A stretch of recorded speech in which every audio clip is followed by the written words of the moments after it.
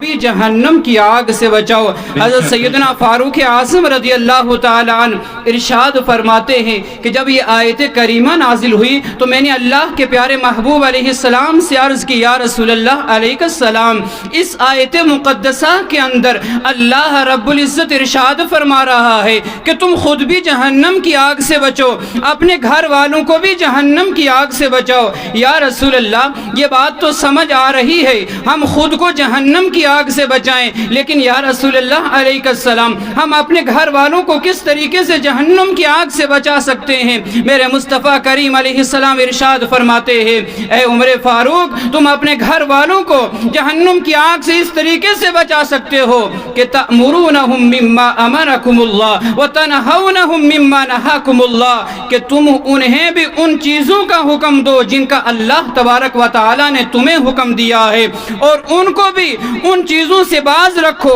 ان چیزوں سے دور کر دو، ان چیزوں سے منع کرو کہ جن چیزوں سے اللہ تبارک و تعالی نے تمہیں منع فرمایا ہے۔ عزیزان ملت اسلامیہ،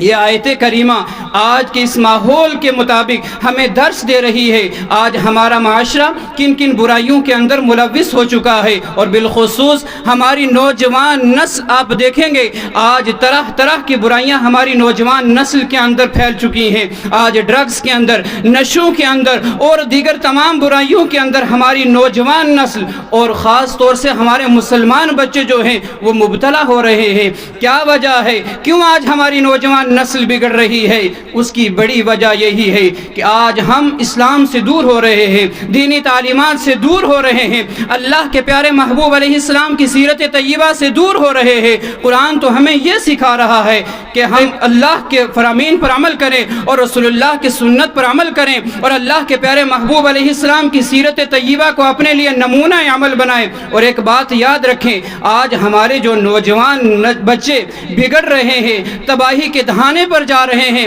اس کی وجہ یہ ہے کہ آج کل کے والدین اپنی اولاد کو بچپن سے ہی ان کے اخلاق کی نگرانی نہیں کرتے ہیں، ان کی اچھی تربیت نہیں کرتے ہیں، بلکہ یہ کہتے ہیں ابھی تو بچہ ہے، جب تھوڑا بڑا ہوگا خود سدھر جائے گا۔ لیکن جب وہ بچہ بڑا ہوتا ہے، والدین کا نافرمان ہوتا ہے، اسلام سے دور ہوتا ہے، نشوں میں ملوث ہوتا ہے، پھر والدین شکایت کرتے ہیں ہمارے بچے جو ہے وہ بگڑ رہے ہیں، نافرمان ہو رہے ہیں۔ اگر انہیں ابتدا سے ہی، بچپن سے ہی ان کے اخلاق کی نگرانی کی ہوتی، ان کی اچھی تربیت کی ہوتی، تو جب بچے بڑے ہو جاتے تو والدین کے نافرمان نہ ہوتے، اسلامی تعلیمات پر بلکہ وہ عمل کرنے والے ہوتے۔ اللہ کے پیارے محبوب علیہ الصلوۃ والتسلیم کا ارشاد گرامی ہے، مروا اولادکم بالصلاۃ وهم ابناء 7 سنین واضربوهم علیہا وهم ابناء 10 سنین وفرقوا بینہم فی المضاجع۔ اللہ کے پیارے محبوب علیہ السلام ارشاد فرماتے ہیں، جب تمہارے بچے 7 سال کے ہو جائیں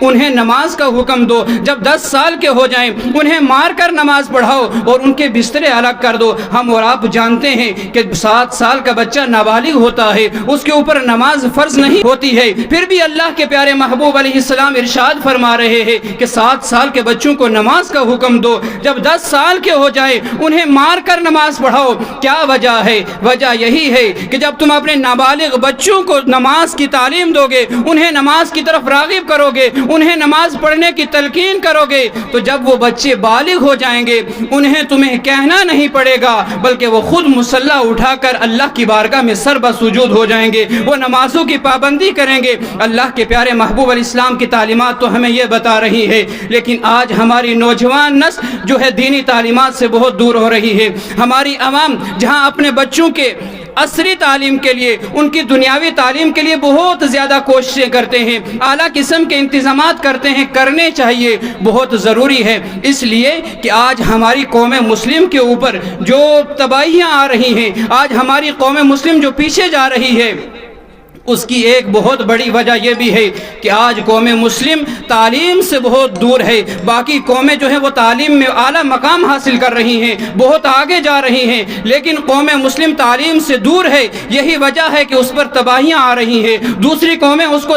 دبا رہی ہیں، ورنہ مسلمانوں کے پاس تعداد تو بہت زیادہ ہے، مسلمانوں کے پاس ہر چیز ہے، لیکن تعلیم نہیں ہے۔ اس لیے اپنے بچوں کی دنیاوی تعلیم کی بھی کوشش کرنی ہے۔ بتانا یہ چاہتا ہوں کہ آج ہمارے لوگ جہاں اپنے بچوں کی عصری تعلیم کے لیے بہت زیادہ کوششیں کرتے ہیں، ان کے لیے اعلیٰ انتظامات کرتے ہیں، ان کے لیے گاڑیوں کا انتظامات کرتے ہیں، اچھے اسکول اور کالج ان کے لیے سلیکٹ کرتے ہیں، لیکن ہمارے لوگ مسلمان لوگ جو ہے وہ اپنے بچوں کی دینی تعلیمات کی طرف توجہ نہیں دیتے ہیں، اور اس کا نتیجہ یہ ہوتا ہے کہ جب بچے بڑے ہو جاتے ہیں، اپنے والدین کے نافرمان ہوتے ہیں، اسلامی تعلیمات سے دور ہوتے ہیں اور وہ نشوں کے اندر ملوث ہوتے ہیں۔ آج کی اصلاح معاشرہ کانفرنس کا یہ پیغام ہے کہ جہاں تم اپنے بچوں کی دنیاوی تعلیمات کے لیے اعلیٰ قسم کے انتظامات کرتے ہو، وہیں تم اپنے بچوں کی دینی تعلیمات کے لیے ان کے انتظامات کریں، انہیں مدرسوں کے اندر ڈالیں، انہیں اپنے جو گاؤں کے اندر علاقہ جات کے اندر جو مکاتب ہیں، جو مساجد ہیں، وہاں پر جو اساتذہ ہیں، حفاظ ہیں، ائمہ کرام ہیں، ان کے پاس بھیجیں تاکہ تمہارے بچے دین حاصل کر سکیں۔ ہر شخص کے لیے یہ ضروری نہیں ہے کہ وہ عالم ہو، حافظ ہو، قاری ہو، مفتی ہو، لیکن ہر وہ شخص جو اپنے آپ کو مسلمان کہلاتا ہے اس کے لیے ضروری ہے کہ وہ دین کی بنیادی معلومات حاصل کرے کہ جن کے ذریعے کم از کم وہ اپنے آپ کو مسلمان کہلا سکے۔ اور دوسرے، ہمارے معاشرے کا آج یہ بھی بہت بڑا المیہ ہے کہ آج ہمارا معاشرہ جو ہے، چھوٹے بچے تو ہیں ہی لیکن بڑے حضرات بھی دین سے دور ہو رہے ہیں، نمازوں کا انہیں پتہ نہیں ہے، دین کی باتوں کا انہیں پتہ نہیں ہے، اور پھر وہ اونچے اونچے بڑے بڑے دعوے بھی کرتے ہیں۔ یاد رکھیں، جو لوگ دین سے دور ہوتے ہیں، اللہ کے رسول کی نافرمانی کرتے ہیں، اللہ کا عذاب آخرت میں تو انہیں ہوتا ہی ہے، کبھی کبھی دنیا کے اندر بھی انہیں عذاب دے دیا جاتا ہے۔ حضرت سیدنا صدیق اکبر رضی اللہ تعالی عنہ کا دور مبارک ہے، روایت کے اندر آتا ہے کہ ایک شخص کا جنازہ ہو جاتا ہے، جب اس شخص کا جنازہ پڑھانے کے لیے سامنے رکھا جاتا ہے تو لوگ کیا دیکھتے ہیں کہ وہ شخص جس کا جنازہ پڑھایا جا رہا ہے اس کا کفن ہل رہا ہے۔ لوگوں نے کہا چلو دیکھتے ہیں، یہ شخص تو مر چکا ہے، ہم اس کا جنازہ پڑھانے کے لیے کھڑے ہوئے ہیں لیکن اس کا کفن تو ہل رہا ہے، کیا وجہ ہے، کفن کے اندر کیا چیز ہے؟ جب لوگوں نے کفن ہٹایا تو دیکھا کہ ایک بہت بڑا سانپ ہے، اس شخص کی گردن سے لپٹا ہوا ہے اور اس کا خون چوس رہا ہے۔ صحابہ کرام نے کہا ڈنڈے منگوائے جائیں، اس سانپ کو مارا جائے۔ اللہ تبارک و تعالی اس سانپ کو زبان عطا فرماتا ہے، قوت گویائی عطا فرماتا ہے۔ وہ سانپ کہتا ہے لوگوں مجھے مارو نہیں، کیوں؟ کہا ان اللہ امرنی ان اعذبہ الی یوم القیامہ، اللہ تبارک و تعالی نے مجھے حکم دیا ہے، مجھے مسلط فرما دیا ہے کہ میں قیامت تک اس شخص کو یوں ہی عذاب دیتا رہوں۔ صحابہ کرام نے کہا اے سانپ، جب تم بول ہی پڑے ہو، جب تمہیں زبان عطا ہی کر دی گئی ہے تو یہ بھی بتا دو کہ اس شخص کو یہ عذاب کیوں ہو رہا ہے۔ مسلمانوں غور سے سننا، دل کے کانوں سے سننا کہ وہ سانپ جو ہے اس بندے کو عذاب دے رہا تھا۔ اللہ تبارک و تعالی نے اس شخص کو جو اتنے بڑے عذاب کے اندر جو ہے ملوث کیا تھا، وجہ کیا تھی، گناہ کیا تھے؟ وہ سانپ کہتا ہے خطایاہ ثلاث، اس کے 3 گناہ ہیں۔ پہلا گناہ یہ ہے اذا سمع الاذان لا یجیع للجماع، کہ یہ بندہ اذان تو سن لیتا تھا لیکن نماز کے لیے نہیں جاتا تھا۔ آج ہمارے معاشرے کا بھی یہی المیہ ہے، جگہ جگہ مساجد ہیں، محلے محلے کے اندر مساجد ہیں، وہاں سے مؤذن حی علی الصلاۃ حی علی الفلاح کی پکار لگاتا ہے، کامیابی کی طرف بلاتا ہے، لیکن ہمارے لوگ جو ہے وہ آواز سن کر، اذان سن کر پھر بھی مسجد میں، اور مسجد تو دور کی بات ہے اپنے گھروں کے اندر نماز نہیں پڑھتے ہیں۔ جو لوگ جان بوجھ کر نمازوں کو ترک کر دیتے ہیں وہ اس پہ غور کریں کہ کتنا بڑا عذاب اللہ تبارک و تعالی دنیا کے اندر دے رہا ہے۔ وہ سانپ کہتا ہے اس شخص کا سب سے پہلا گناہ یہ ہے کہ یہ اذان تو سن لیتا تھا لیکن نماز کے لیے نہیں آتا تھا، اور اس کا دوسرا گناہ یہ ہے لا یخرج الزکاۃ من مالہ، کہ یہ بندہ اپنے مال کی زکوٰۃ نہیں دیتا تھا۔ آج ہمارے معاشرے کا بھی یہی المیہ ہے، نماز سے تو دور ہیں ہی لیکن جو صاحب ثروت حضرات ہیں وہ اپنے مال کی زکوٰۃ بھی نہیں نکالتے ہیں۔ اور وہ سانپ تیسرا گناہ کیا گناتا ہے؟ غور سے سننا اور دیکھنا کہ ہمارے اندر بھی کہیں یہ گناہ تو نہیں ہے۔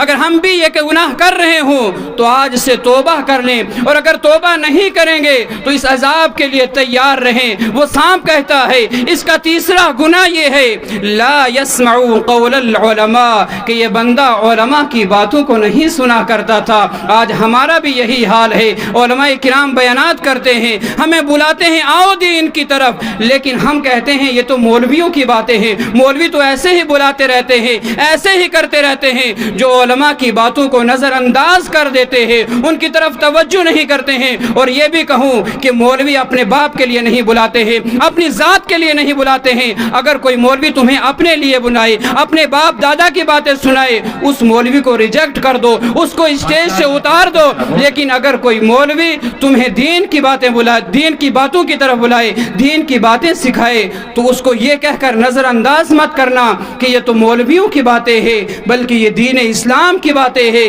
ان کا سیکھنا ہم سب پر ضروری ہے۔ وہ سانپ کہتا ہے اس کا تیسرا گناہ یہ ہے کہ لا يسمعوا قول العلماء، کہ یہ بندہ علماء کی باتوں کو نہیں سنا کرتا تھا۔ اگر ہمارے اندر بھی یہ تین گناہ ہے تو ہم توبہ کر لیں پروردگار کی بارگاہ میں، اللہ تبارک و تعالی ہمیں معاف فرما دے۔ اگر ہم سچے دل سے توبہ کر لیں گے، اللہ کے پیارے محبوب علیہ السلام ارشاد فرماتے ہیں التائب من الذنب کمن لا ذنب له، گناہوں سے توبہ کرنے والا ایسا ہے گویا اس نے گناہ کیا ہی نہیں ہے۔ لیکن اگر ہم توبہ نہیں کریں گے، آئندہ بھی اسی طریقے سے ان گناہوں کے اندر ملوث رہیں گے، تو پھر اس عذاب کے لیے تیار رہیں۔ اور آج کی اصلاح معاشرہ کانفرنس کا یہ پیغام لے کر جائیں کہ جو گناہ ہم اس سے پہلے کرتے رہے ہیں، آج کے بعد ہم سچے دل سے توبہ کر لیں اور یہ عزم مصمم کر لیں کہ آئندہ ہم گناہوں سے بچنے کی کوشش کریں گے، نمازوں کی پابندی کریں گے، اپنی مساجد کو آباد کریں گے، اور بالخصوص جو ہماری نوجوان نسل تباہ ہو رہی ہے،